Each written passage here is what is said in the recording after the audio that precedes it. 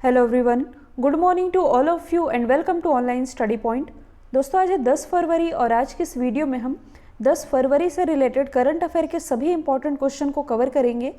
तो यदि आप लोगों को इस वीडियो की पीडीएफ चाहिए तो आप हमारे इस मोबाइल एप्लीकेशन को भी इंस्टॉल कर सकते हैं, जिसमें आप लोगों को डेली क्विज, फ्री पीडीएफ और प्रतिदिन के करंट अफेयर का ऑडियो भी मिल सकेगा। और यदि आप एनटीपीसी और ग्रुप डी की तैयारी कर रहे हैं तो आप हमारे इस स्पेशल चैनल से भी जुड़ सकते हैं, जिसकी लिंक डिस्क्रिप्शन बॉक्स में दी हुई है। इसके अलावा चैनल से रिलेटेड जितने भी इंपॉर्टेंट वीडियो है, इनकी फ्री पीडीएफ आप प्राप्त कर सकते हैं हमारे इस टेलीग्राम चैनल से जुड़ करके। तो चलिए स्टार्ट करते हैं। हमारा पहला क्वेश्चन, हाल ही में किस राज्य ने शिशु मृत्यु दर को कम करने के लिए एक अभियान है जिसका नाम है सास, इसकी शुरुआत की है? तो हाल ही में इस सास अभियान की शुरुआत की गई है मध्य प्रदेश गवर्नमेंट के द्वारा। और यहाँ जो टर्म लिखा हुआ है सास, इसकी फुल फॉर्म बनती है social awareness and action to neutralise pneumonia successfully. ये है सास अभियान की फुल फॉर्म। और ये जो अभियान चलाया जा रहा है, इसका पर्पस क्या है? तो देखिए, निमोनिया के कारण जो शिशु होते हैं, मतलब कि जो बच्चों की मौत हो जाती है, उस मृत्यु दर को कम करने के लिए मध्य प्रदेश गवर्नमेंट के द्वारा सास अभियान की शुरुआत की गई है। यदि आप लोगों को याद होगा तो ये करंट की ही न्यूज़ है। अभी हाल ही में, मतलब कि दिसंबर 2020 में, जो हमारे केंद्रीय स्वास्थ्य मंत्री हैं डॉक्टर हर्षवर्धन, इनके द्वारा भारत की पहली स्वदेशी निमोनिया वैक्सीन भी लॉन्च की गई है, जिसका नाम है न्यूमोसिल, जो कि डेवलप की गई है सीरम इंस्टीट्यूट ऑफ इंडिया के द्वारा। तो यही है कि निमोनिया के कारण जो शिशु मृत्यु दर होती है, उसे कम करने के लिए सास अभियान लॉन्च कर दिया है मध्य प्रदेश गवर्नमेंट ने। आप मैप में देख सकते हैं, ये है मध्य प्रदेश, भारत के बीचों बीच स्थित है, इसलिए इसे भारत का हृदय प्रदेश कहते हैं। सबसे ज़्यादा टाइगर की संख्या ये मध्य प्रदेश में ही है, इसलिए इसे टाइगर स्टेट कहा जाता है। और सोयाबीन का सर्वाधिक उत्पादन होने के कारण इसे सोया स्टेट भी कहते हैं। इसके अलावा इसका एक और उपनाम है नदियों का मायका, ये भी कहा जाता है मध्य प्रदेश को ही। और इसकी राजधानी है भोपाल, जहाँ भारत का पहला गार्बेज क्लिनिक यानी कि ई कचरा क्लिनिक स्थापित किया गया। मुख्यमंत्री है शिवराज सिंह चौहान, राज्यपाल है आनंदीबेन पटेल, यहाँ के मुख्य न्यायाधीश हैं जस्टिस मोहम्मद रफ़ीक, अभी हाल ही में बनाए गए हैं। भारत में सबसे ज़्यादा नेशनल पार्क और टाइगर रिजर्व ये मध्य प्रदेश में ही है। कुछ इंपॉर्टेंट मैंने यहाँ लिख रखे हैं, जैसे कि कान्हा, बांधवगढ़, सतपुड़ा, वन विहार और माधव, ये सभी स्थित है मध्य प्रदेश में।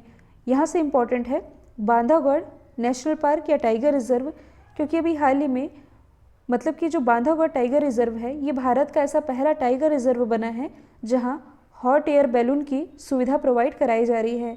इसके बारे में मैंने आप लोगों को पढ़ाया भी था। और अभी हाल ही में मध्य प्रदेश गवर्नमेंट के द्वारा पंख अभियान की भी शुरुआत की गई है लड़कियों के लिए।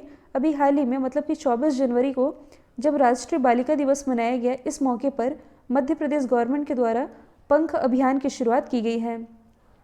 और यहाँ पंख की फुल फॉर्म बनती है P for protection, A for awareness, N for nutrition, K for knowledge और H फॉर हेल्थ। और काउ टैक्स लगाने वाला भारत का पहला राज्य ये मध्य प्रदेश है। और गायों के संरक्षण के लिए हाल ही में यहाँ गौ कैबिनेट का भी गठन किया गया था। किस राज्य ने लैंड होल्डिंग की पहचान के लिए 16 डिजिट के एक यूनिकोड की घोषणा की है?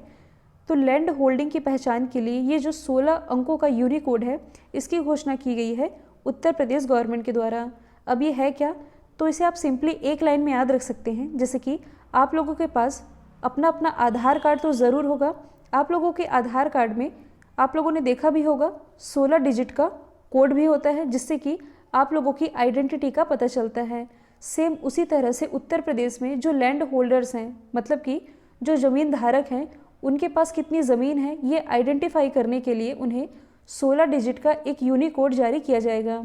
कहने का मतलब ये है कि जो भी लैंड होल्डर्स होंगे उत्तर प्रदेश में, इन्हें अपनी ज़मीन को आइडेंटिफाई करने के लिए हर जगह कागजात ले जाने की ज़रूरत नहीं होगी, सिंपली एक कोड के थ्रू उनका काम हो जाएगा। तो इसी के लिए, मतलब कि लैंड होल्डिंग की पहचान के लिए 16 अंकों के यूनिकोड की घोषणा की गई है उत्तर प्रदेश गवर्नमेंट के द्वारा। तो ये है उत्तर प्रदेश, इसकी राजधानी है लखनऊ, मुख्यमंत्री हैं योगी आदित्यनाथ, राज्यपाल है आनंदीबेन पटेल। और भारत में सर्वाधिक लोकसभा सीटें ये उत्तर प्रदेश से ही आती हैं, जबकि राज्यसभा सीटों की संख्या है 31। राज्य के पशु है बारहसिंगा, पक्षी है सारस, पेड़ है अशोक, दुधवा टाइगर रिजर्व और पीलीभीत टाइगर रिजर्व, मतलब कि ये नेशनल पार्क और टाइगर रिजर्व ये दोनों ही स्थित है उत्तर प्रदेश में। यदि आप करंट से रिलेट करेंगे तो भारत का पहला लेदर पार्क ये स्थापित किया जाएगा उत्तर प्रदेश के ही कानपुर शहर में। एशिया का जो सबसे बड़ा एयरपोर्ट है ये नोएडा में ही बनकर तैयार हो रहा है। हाल ही में ICC player of the month award किसे मिला है? तो यदि आप लोगों को याद होगा तो कुछ दिन पहले मैंने आप लोगों को बताया था कि हाल ही में आईसीसी के द्वारा एक नए कैटेगरी में अवार्ड की घोषणा की गई है। तो ये कैटेगरी थी प्लेयर ऑफ द मंथ की कैटेगरी। तो हाल ही में मतलब कि जनवरी 2021 में यदि देखा जाए तो इस मंथ में प्लेयर ऑफ द मंथ का अवार्ड ये मिला है ऋषभ पंत को। तो हाल ही में ऑस्ट्रेलिया के खिलाफ 2 टेस्ट मैचों में इन्होंने जो शानदार प्रदर्शन किया है इसके लिए इन्हें player of the month award से नवाजा गया है। अब यदि हम बात करें आईसीसी की, यानी कि इंटरनेशनल क्रिकेट काउंसिल की, इसकी स्थापना हुई थी 1909 में। हेडक्वार्टर स्थित है दुबई यूएई में। हाल ही में इसके नए अध्यक्ष बनाए गए हैं, इनका नाम है ग्रेग बार्कले, जो कि बिलोंग करते हैं न्यूजीलैंड से।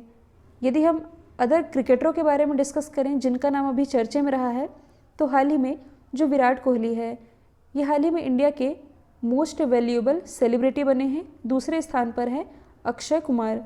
यदि हम बात करें महेंद्र सिंह धोनी की, तो आईपीएल से 150 करोड़ कमाने वाले ये पहले क्रिकेटर बन गए हैं। यदि हम बात करें केएल राहुल की, तो इस साल का जो आईपीएल रहा था इसमें सर्वाधिक रन इन्होंने ही बनाए थे और इसी के लिए इन्हें ऑरेंज कैप अवार्ड से नवाजा गया था। केंद्र सरकार की तरफ से किस राज्य में 18 महीने बाद 4G सर्विस को बहाल कर दिया गया है? तो ये न्यूज़ अभी चर्चे में रही है। आप सभी जानते हैं कि हाल ही में जम्मू कश्मीर में 18 महीने बाद 4G सर्विस को बहाल कर दिया गया है। यदि आप लोगों को याद होगा तो जो जम्मू कश्मीर है इसे आर्टिकल 370 के अंतर्गत स्पेशल राज्य का दर्जा प्राप्त था। अच्छा, यहाँ से आप एक और बेसिक पॉइंट याद रख सकते हैं कि ये जो स्पेशल राज्य का दर्जा देने की जो शुरुआत हुई थी ये कब से हुई थी? 1963 से। और ये स्पेशल राज्य का दर्जा देता कौन है?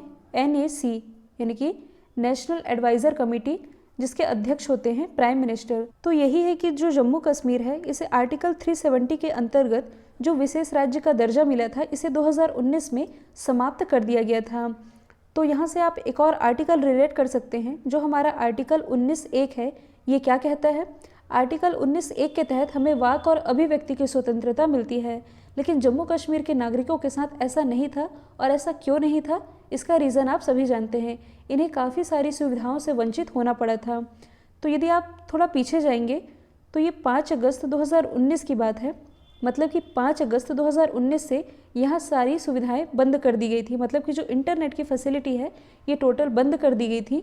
इसके बाद 2019 में ही, मतलब कि सितंबर 2019 में यहाँ लैंडलाइन की सुविधा शुरू की गई। इसके बाद लास्ट ईयर मतलब कि 15 जनवरी 2020 से यहाँ ब्रॉडबैंड इंटरनेट कहने का मतलब है कि तार से लगाया जाने वाला जो इंटरनेट है ये प्रोवाइड कराया जाने लगा। इसके बाद इसी जनवरी से मतलब कि 25 जनवरी 2020 से यहाँ 2G की सुविधा दी जाने लगी। लेकिन अब यहाँ फिर से मतलब कि 18 महीने बाद 4G की सर्विस को यहाँ बहाल कर दिया गया है जम्मू कश्मीर में। तो यही है कि जम्मू कश्मीर में डायरेक्ट 4G सुविधा नहीं दे दी गई है, इसका कुछ प्रोसेस रहा है। प्रोसेस मैंने आप लोगों को बता दिया। पहले लैंडलाइन की सुविधा दी गई, इसके बाद ब्रॉडबैंड इंटरनेट, इसके बाद 2G की सुविधा, और अब यहाँ के नागरिकों को 4G की सर्विस भी मिल सकेगी। तो इसका राइट आंसर है जम्मू कश्मीर। हाल ही में राष्ट्रपति रामनाथ कोविंद जी ने जनरल थिमैया मेमोरियल का उद्घाटन कहाँ किया है? तो हाल ही में राष्ट्रपति रामनाथ कोविंद जी के द्वारा ये जो जनरल थिमैया मेमोरियल है इसका उद्घाटन किया गया है कर्नाटक में। अब ये थे कौन? तो देखिए, पूर्व सेना प्रमुख जनरल कोंडेरा सुबैया थमैया, इन्हीं के जीवन पर समर्पित है ये मेमोरियल।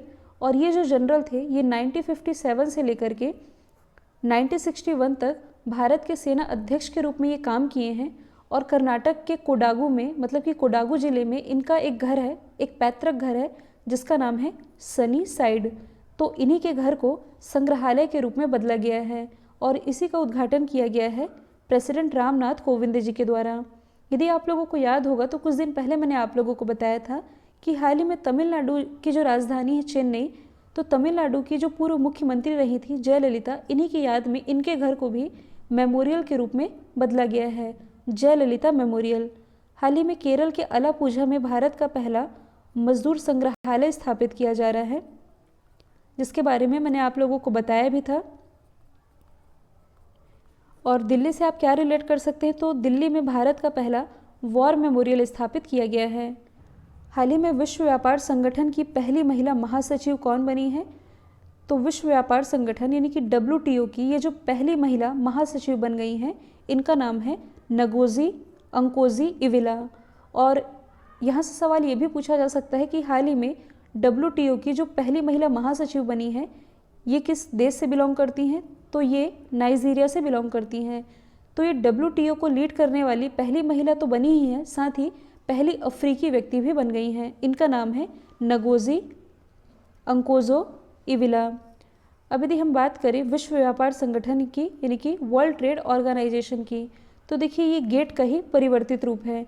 गेट यानी कि general agreement on traffic and trades, जो कि लाया गया था 1948 में, इसी का परिवर्तित रूप है वर्ल्ड ट्रेड ऑर्गेनाइजेशन, जो कि स्थापित किया गया 1995 में। इसका हेडक्वार्टर कहाँ स्थित है, तो इसका हेडक्वार्टर स्थित है जेनेवा, स्विट्ज़रलैंड में। अब इस क्वेश्चन में बात की जा रही है पहली महिला की, तो आप अदर ऑप्शन को रिलेट कर सकते हैं, जैसे कि हाल ही में भारतीय मूल की जो कमला हैरिस है, ये अमेरिका की पहली महिला उपराष्ट्रपति बनाई गई हैं। हाल ही में जो क्लेयर कोनोर हैं, ये MCC यानी कि मैरी लिबोन क्रिकेट क्लब के 233 साल के इतिहास में अध्यक्ष बनने वाली पहली महिला बनाई गई, जबकि हाल ही में जो क्लेयर पोलोस्क है, ये पुरुषों के टेस्ट मैच में अधिकारी बनने वाली पहली महिला अंपायर बन गई हैं। तो ये सभी आप याद रख सकते हैं, जो कि करंट से रिलेटेड है। आप लोगों के लिए ये जो मैथ्स के हैंड रिटन नोट्स हैं, जो कि आप लोगों के लिए अवेलेबल हैं, खासतौर पर आपके रेलवे एग्ज़ाम को ध्यान में रख करके तैयार किए गए हैं, जिसमें कि मैथ्स के लगभग सभी टॉपिक कवर किए गए हैं शॉर्ट ट्रिक के साथ। इसे आप परचेस कर सकते हैं, लिंक डिस्क्रिप्शन बॉक्स में दी हुई है। प्राइम मिनिस्टर नरेंद्र मोदी जी ने हाल ही में पश्चिम बंगाल के हल्दिया में कितने करोड़ रुपए की 4 बुनियादी ढांचा परियोजनाओं को राष्ट्र को समर्पित किया है, तो जैसा कि आप सभी जानते हैं कि हाल ही में जो प्राइम मिनिस्टर हैं, ये असम और वेस्ट बंगाल के दौरे पर हैं। कल ही मैंने आप लोगों को बताया था कि हाल ही में इनके द्वारा असम में असोम माला प्रोजेक्ट का भी उद्घाटन किया गया, और अब इन्होंने पश्चिम बंगाल में मतलब कि हल्दिया में 4 बुनियादी ढांचा परियोजनाओं के लिए 4700 करोड़ यानी कि 4700 करोड़ रुपए राष्ट्र को समर्पित किए हैं। और ये जो सभी परियोजनाएं हैं, जो कि सार्वजनिक क्षेत्र की कंपनियां हैं, कौन कौन सी है, IOC यानी कि इंडियन ऑयल कॉरपोरेशन, गेल यानी कि gas authority of India limited, NHAI यानी कि national highway authority of India, और जो भारत पेट्रोलियम कॉरपोरेशन लिमिटेड है, इनके द्वारा संयुक्त रूप से इसे कार्यान्वित किया जाएगा। और इसी के लिए मतलब कि ये जो 4 बुनियादी ढांचा परियोजना होगी, इसके लिए 4700 करोड़ रुपए समर्पित किया गया है प्राइम मिनिस्टर नरेंद्र मोदी जी के द्वारा। देश की पहली भूतापी बिजली परियोजना ये कहाँ स्थापित की जाएगी, यानी कि देश की ये जो पहली जियोथर्मल पावर प्रोजेक्ट है, ये कहाँ सेट होनी है, तो इसे सेट किया जाएगा लद्दाख में। जो ONGC है यानी कि oil and natural gas corporation, इसके द्वारा पूर्वी लद्दाख के पूगा गांव में इसकी स्थापना की जाएगी, मतलब कि यहाँ ये लागू किया जाएगा। यदि हम बात करें भूतापी ऊर्जा की, तो आप सभी जानते हैं ये एक नवीकरणीय यानी कि रीन्यूएबल एनर्जी है। ये क्या होती है, तो देखिए ये जो भूतापी ऊर्जा होगी, मतलब कि इसमें पृथ्वी के जो आंतरिक भाग है, पृथ्वी के आंतरिक भाग से निकलने वाली जो गर्मी होगी, इससे एनर्जी उत्पन्न की जाएगी। यही है भूतापी ऊर्जा। अच्छा, यहाँ से आप लोगों के दिमाग में ये भी सवाल आना चाहिए कि जो सौर ऊर्जा होती है और पवन ऊर्जा होती है, मतलब कि जो सोलर एनर्जी होती है और जो विंड एनर्जी होती है, इसके विपरीत ये जो भूतापी ऊर्जा होती है, ये 24 घंटे मिल सकती है और 365 दिन मिल सकती है। क्योंकि सोलर एनर्जी तो तभी मिलेगी जब सूर्य की किरणें प्रॉपर मिलेंगी, विंड एनर्जी तभी मिलेगी जब जो हवा है ये गतिमान अवस्था में होगी। तो इसी के विपरीत जो भूतापी ऊर्जा है, ये 24 घंटे मिल सकती है और साल के पूरे दिन भी मिल सकती है। अच्छा, यदि आप लोगों को याद होगा तो कुछ दिन पहले मैंने आप लोगों को बताया था कि हाल ही में जो डेनमार्क है, डेनमार्क विश्व का पहला एनर्जी आइलैंड स्थापित करने जा रही है। और ये कहाँ स्थापित करेगी, नॉर्थ सी में। तो यहाँ से आप एक और चीज़ रिलेट कर सकते हैं। आप लोगों के दिमाग में यदि ये सवाल आ रहा होगा कि जो डेनमार्क है, ये विंड प्लांट के अलावा और कोई प्लांट भी तो स्थापित कर सकती थी, जैसे कि सोलर प्लांट हो गया, इसने ये क्यों स्थापित नहीं किया, तो इसका रीज़न है, देखिए जो डेनमार्क है ये नॉर्थ सी में स्थापित कर रही है अपना विंड प्लांट, जिससे कि जो यूरोपीय कंट्रीज़ हैं, मतलब कि आसपास की जो यूरोपीय कंट्रीज़ हैं वहाँ के लगभग 3 मिलियन घरों को बिजली की आपूर्ति की जा सके। अब रीज़न ये है कि जो डेनमार्क है ये सोलर एनर्जी प्लांट इसलिए स्थापित नहीं कर सकती क्योंकि आप लोगों ने पढ़ा भी होगा साइंस में कि जो सूरज की किरणें होती हैं ये कर्क रेखा के ऊपर, कहने का मतलब ये है कि जो ट्रॉपिक ऑफ कैंसर है इसके ऊपर सूर्य की किरणें सीधे नहीं पहुंचती। तो जैसे कि आप भारत में ही यदि देखेंगे तो भारत में जो कर्क रेखा है यानी कि ट्रॉपिक ऑफ कैंसर, ये तो भारत के बीचों बीच से होकर के गुजरती है, इसलिए भारत की जलवायु उष्णकटिबंधीय टाइप की है। लेकिन डेनमार्क में यदि आप देखेंगे तो डेनमार्क वो आर्कटिक क्षेत्र में आता है, जिसके कारण वहाँ सूर्य की किरणें सीधे नहीं पहुँचती, इसलिए वहाँ सोलर प्लांट काम नहीं करेगा। इसलिए डेनमार्क के द्वारा इस नॉर्थ सी में, मतलब कि उत्तरी सागर में, ये विंड प्लांट स्थापित किया जा रहा है, विंड प्लांट स्थापित किया जा रहा है, जिससे कि उत्तरी सागर के आसपास जो समुद्री एरिया है यहाँ से चलने वाली तेज़ हवाएं जब इस पवन चक्की में पड़ेंगी, बहुत सारी पवन चक्कियाँ लगाई जा रही हैं, तो जब पवन चक्कियाँ चलेंगी जिससे कि एनर्जी पैदा होगी और आसपास के एरिया में इस एनर्जी को सप्लाई किया जा सकेगा। तो आई होप दोनों चीज़ें आप लोगों को क्लियर हो चुकी होंगी। तो पहली भूतापी बिजली परियोजना ये स्थापित की जानी है पूर्वी लद्दाख में। भारत में सैन्य विमान बनाने वाली पहली निजी कंपनी कौन बनेगी? अब देखिए यहाँ टर्म लिखा हुआ है निजी कंपनी, पहली निजी कंपनी जो कि सैन्य विमान बनाएगी तो ये बन जाएगी टाटा। तो देखिए भारत में अभी तक कोई भी प्राइवेट कंपनी ऐसी नहीं थी जो कि फाइटर विमान बना सके, लेकिन पहली बार इसका लाइसेंस मिल गया है टाटा कंपनी को, मतलब कि इसे अलाउ कर दिया गया है कि अब आप लड़ाकू विमान उड़ा सकते हैं। तो ये अपने आप में ही एक इम्पॉर्टेंट न्यूज़ है। और इसी के लिए जो टाटा है इसने एयरबस के साथ टाई अप किया है, एयरबस जो कि एक अमेरिकी कंपनी है। यदि हम बात करें टाटा की तो इसके अध्यक्ष कौन है? ये है लेजेंड रतन टाटा। और जो टाटा है ये भारत की सबसे बड़ी स्टील कंपनी भी है। रतन टाटा के नाम को यदि आप करंट से रिलेट करेंगे तो हाल ही में इन्हें Indo American chamber of commerce के द्वारा लाइफ टाइम अचीवमेंट अवार्ड से भी नवाजा गया है। हाल ही में संयुक्त राष्ट्र जलवायु राजदूत के रूप में फिर से किसे नियुक्त किया गया है?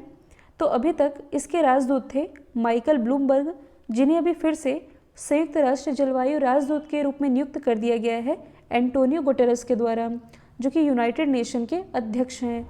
यदि हम बात करें माइकल ब्लूमबर्ग की तो ये हैं कौन? तो ये ब्लूमबर्ग कंपनी के संस्थापक और मालिक हैं।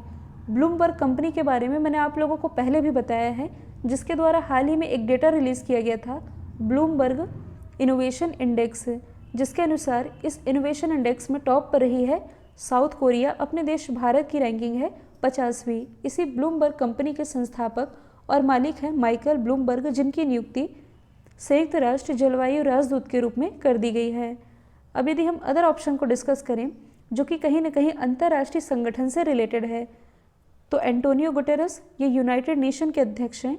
यदि हम बात करें वोल्किन वोस्किर की तो ये कौन है? यूनाइटेड नेशन जनरल असेंबली यानी कि संयुक्त राष्ट्र महासभा, जो कि यूनाइटेड नेशन का ही एक हिस्सा है, इसके ये महासचिव हैं। जबकि जो अचिम स्टेनर हैं ये यूनाइटेड नेशन डेवलपमेंट प्रोग्राम यानी कि संयुक्त राष्ट्र विकास प्रोग्राम के अध्यक्ष हैं, अचिम स्टेनर। कल जो मैंने आप लोगों से सवाल पूछा था इसका राइट आंसर था हिमाचल प्रदेश। अब आप लोगों के लिए आज का सवाल है, असम के पहले हेलीपोर्ट का उद्घाटन कहाँ किया गया है? तो इसका जो भी आंसर है कमेंट बॉक्स में बताना है। और वीडियो यदि पसंद आया है तो लाइक, शेयर और सब्सक्राइब करना बिल्कुल मत भूलिएगा। तो आज के लिए इतना ही। Thank you so much.